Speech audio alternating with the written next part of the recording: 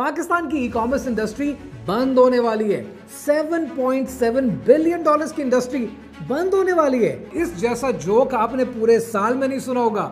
होश उड़ जाएंगे आपके। And the worst is no one is even talking about it. और इस इंडस्ट्री में कौन लोग जो इफेक्ट होंगे? वो लोग बहुत ज्यादा है तादाद में। हजारों छोटे छोटे स्टोर्स हैं जो ऑपरेट करते हैं। कोई घर से बैठकर शॉपिफाई का स्टोर चला रहा है, कोई अपने कमरे से बैठकर डिलीवरीज करवा रहा है। ये सारे स्टोर्स जो हजारों की नहीं बल्कि लाखों की तादाद में, all of these stores are under an effect. अब ये सारा इशू होता कैसे है? Let's understand.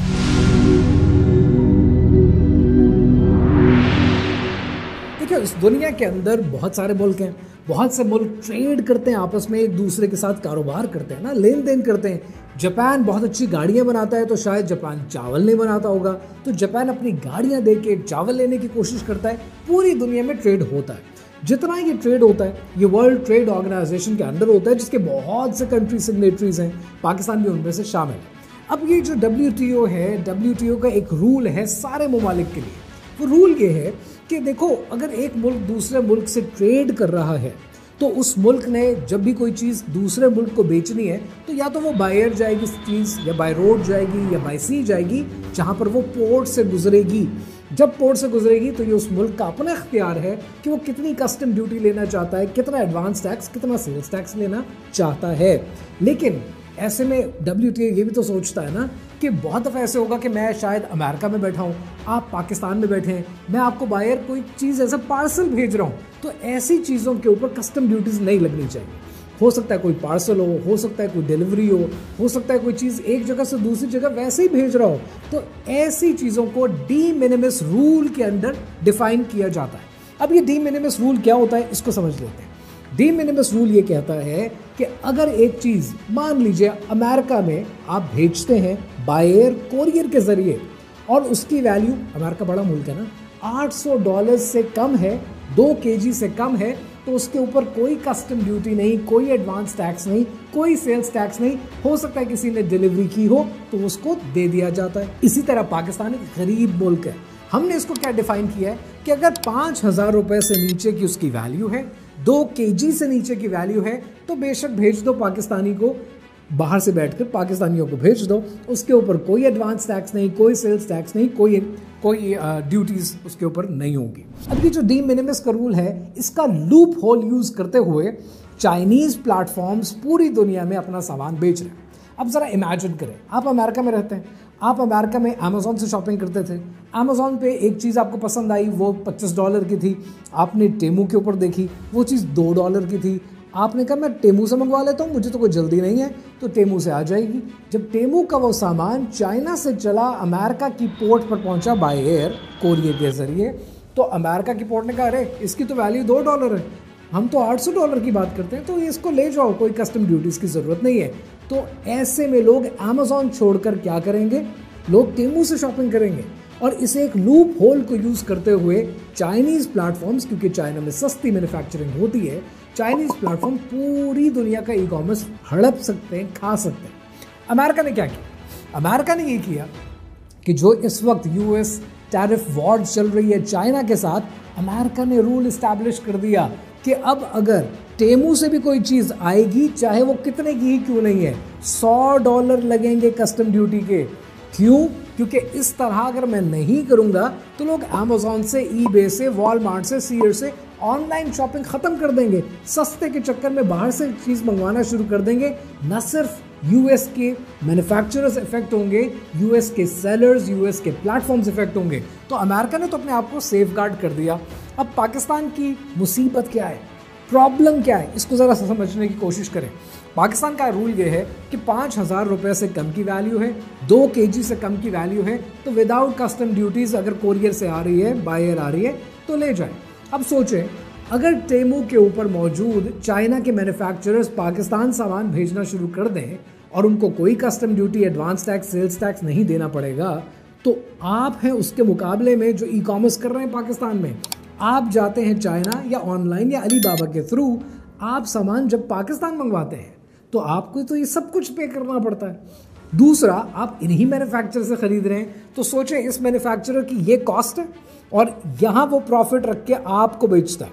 लेकिन जब यही मैन्युफैक्चरर विदाउट कस्टम ड्यूटीज बेचना शुरू करेगा तो इसकी तो कॉस्ट यही रहेगी, लेकिन आपकी कॉस्ट में custom duty, advance tax, sales tax plus आपका प्रॉफिट, आप क्या कंपीट कर पाएंगे इसके साथ? नहीं।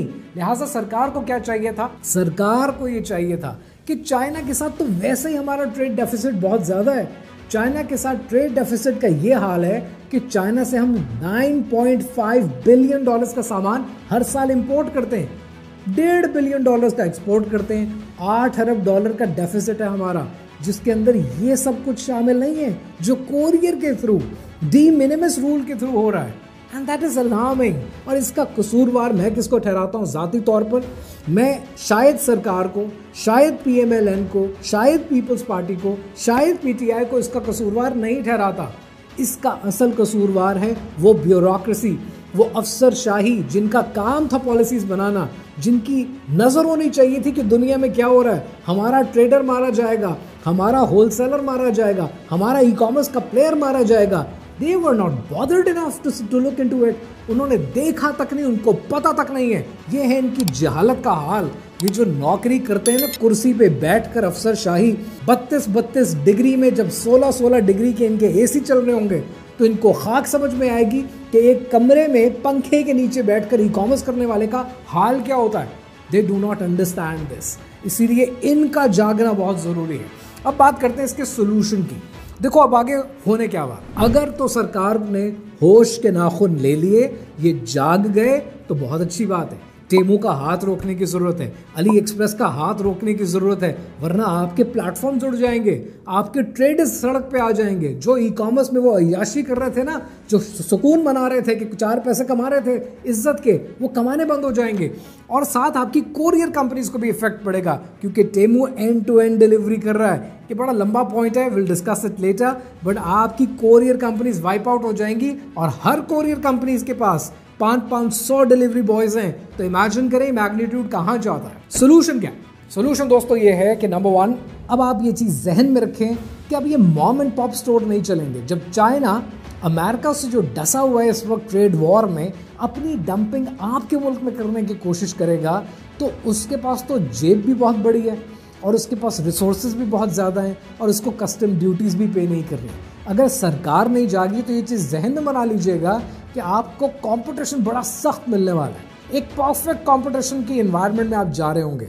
तब ऐसे में कौन से स्टोर्स चलेंगे जिनकी जेबें बहुत भारी हैं, जो बल्क में सामान चाइना से ला सकते हैं, जो बहुत ज़्यादा सामान लाकर बड़ी लो प्राइस पे ला सकते हैं, दे विल एग्जिस्ट। यानी हर e-commerce store has to be investor backed, हर product has to be investor backed. तो अगर आप ऑलरेडी ई-कॉमर्स का स्टोर चला रहे हैं, it would be good to have a couple of investors with you, ताकि आप सेफ गार्ड हो जाएं, ताकि जितनी कम बाइंग आप करके लाते हो ना, 1 लाख रुपए की, 2 लाख रुपए की, उसमें आपको वो प्राइस पॉइंट नहीं मिलते चाइना से जितनी बल्क बाइंग में मिलते हैं। तो अगर आप वो बल्क बाइंग के प्राइस पॉइंट एंजॉय कर पाए, then only you will survive. Number 2, Chinese platforms Temu अभी बेच रहा है पाकिस्तान में, ये आगे भी बेचते रहेंगे। अभी शायद 30% मार्केट है इस मुल्क की, 35% टू बी प्रिसाइज, कि जो प्री ऑर्डर करती है। बाकी की 65% मार्केट कैश ऑन डिलीवरी पे चलती है। तो अभी तक आप सेफ होंगे, लेकिन गोइंग फॉरवर्ड ये जो 35% की मार्केट है ना, जो कैश ऑन डिलीवरी पे नहीं चलती, ये खुशी से टेमू को अर्लियर पेमेंट करने के लिए तैयार होते हैं। ये मार्केट बढ़ रही है, जितना बढ़ेगी आपके लिए मसाइल बढ़ेंगे। तो हल क्या? हल इसका ये है कि focus not only on the cost of the product but on the story you tell. जो ब्रांड अच्छी कहानी सुनाएगा, अच्छी मीम्स बनाएगा, कस्टमर के साथ एसोसिएट होने की कोशिश करेगा, वो सर्वाइव करेगा। जो सिर्फ चाइना से लाकर बेचने पे राजी है, वो सर्वाइव नहीं करेगा। ये कॉस्ट लीडरशिप अब आपकी नहीं चलेगी। अब आपको कॉस्ट लीडरशिप से हट के सोचना पड़ेगा। And the last point, the last solution I have for you is कि अब गोइंग फॉरवर्ड चाइना की डंपिंग को, शायद इस वीडियो में मैं अभी भी बहुत हल्का ले रहा हूँ, ये बहुत बड़ा और बहुत वसी टॉपिक है, इसको बहुत तफसील से डिस्कस करने की ज़रूरत है। But when all of this happens, middle class eliminate हो जाएगी। वो जो मिडिल क्लास 4 पैसे कमा सकती थी ना, वो एलिमिनेट हो जाएगी। क्योंकि प्रॉब्लम ये है ई कॉमर्स के साथ, ई कॉमर्स में आप चाहे कुछ कर लें, मोटा मोटा फॉर्मूला समझा रहा हूँ, पल्ले बांध लीजिएगा, पल्लू के साथ बांध लीजिएगा। मोटा मोटा फॉर्मूला इसका ये है कि जब भी आप ई कॉमर्स करेंगे हमेशा याद रखिएगा 30 to 35% आपकी इन्वेंट्री कॉस्ट आएगी ही आएगी। 30 to 35% ये साहब आपकी जेब से निकाल कर ले जाएंगे। मार्क ज़करबर्ग की तस्वीर तो मैंने लगाई है, but what I am trying to say is marketing platforms, Facebook, Instagram, TikTok, YouTube, ये प्लेटफॉर्म्स पे आपको मार्केट करना पड़ता है। तो 30 to 35% आपका ये खा जाएंगे। पीछे जो 30% आपके पास रह जाएगा, इसी में से आपने ऑपरेट भी करना है, अपनी कॉस्ट भी निकालनी है। So you will never be able to make more than 15% eventually. Going forward आपको क्या करना चाहिए? आपको साइड हसल्स पे फोकस करना चाहिए। मशीन्स के बिजनेस, छोटे छोटे बिजनेस, सड़क के किनारे बिजनेस। अब आपको लीनियर जाना है, एक्सपोनेंशियल नहीं जाना। ये सब समझाऊंगा अगली वीडियो में, बट ये चीज़ें आपने मलहूज़ खातिर रखनी है। उससे होगा क्या? आपकी इन्वेंट्री कॉस्ट जीरो हो जाएगी, आपकी मार्केटिंग कॉस्ट जीरो हो जाएगी, आपकी वन टाइम इन्वेस्टमेंट होगी, आपके रिटर्न सस्टेनेबल होंगे, सस्टेनेबल के साथ साथ स्केलेबल होंगे। गोइंग फॉरवर्ड आपको चाइना पर से अपनी रिलायंस कम करनी पड़ेगी, क्योंकि आपकी बेतहाशा इन्वेंट्री कॉस्ट है 30 to 35% जो आपको हर दफा पे करनी है। To do all of that, जब मिडिल क्लास एलिमिनेट हो जाएगी ना, मिडिल क्लास किसी भी कौम की बैकबोन होती है। We don't want Pakistan's middle class to eliminate. To ensure कि middle class चलती रहे, even I'm backing everything onto this new venture. और मैंने क्या किया पिछले 1 साल में? पिछले 1 साल से मेहनत करके we are putting up a factory in Pakistan। और उस इंडस्ट्रीज का फ़ायदा क्या है? ये वो दौर में मैं इंडस्ट्री लगा रहा हूँ जब लोग कहते हैं पाकिस्तान में मैन्युफैक्चरिंग ना करो, लेकिन ये इंडस्ट्री, ये फैक्ट्री क्या बना रही है? ये छोटी छोटी मशीन्स बना रही है जिससे लोग अपना कारोबार शुरू कर सकते हैं, साइड हसल कर सकते हैं, साइड इनकम शुरू कर सकते हैं। इस कंपनी का नाम है startup zone.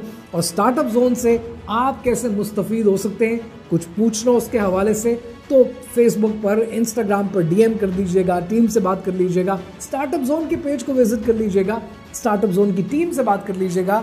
My aim is very simple, I am helping people out start their business, कि लोग अपने कारोबार शुरू करने के काबिल हो जाएं। रही बात अब आपको क्या करना अपने ई कॉमर्स के लिए, सोल्यूशन बड़ा क्लियर है कि इससे पहले कि आपकी ये मिडिल क्लास ई कॉमर्स से एलिमिनेट हो जाए, इन्वेस्टर बैक्ड प्रोडक्ट्स लॉन्च करें, आवाज़ उठाएं कि सरकार आपकी बात सुने और टेमू का हाथ रोके। And lastly, start focusing on side hustle. मैं हूं इम्तिनान, मे अल्लाह ब्लेस यू ऑलवेज।